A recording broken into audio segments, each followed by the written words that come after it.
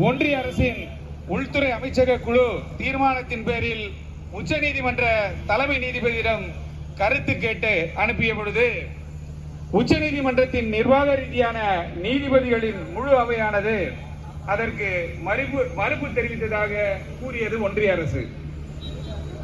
எனவே இப்படி எதற்கெல்லாம் இசைவு கொடுக்க வேண்டுமோ, எதற்கெல்லாம் ஒப்புதல் கொடுக்க வேண்டுமோ அதற்கெல்லாம் இவர்கள் ஒப்புதலை கொடுப்பது கிடையாது.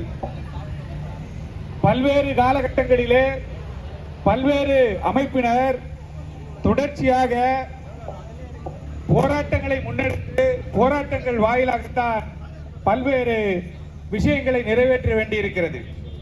ஆகவே ராஜஸ்தான், உத்தரப்பிரதேஷ், மத்திய பிரதேஷ், பீகார் போன்ற மாநிலங்களிலே அந்தந்த மாநிலத்தின் அலுவல் மொழியாக அவர்களுடைய சொந்த மொழி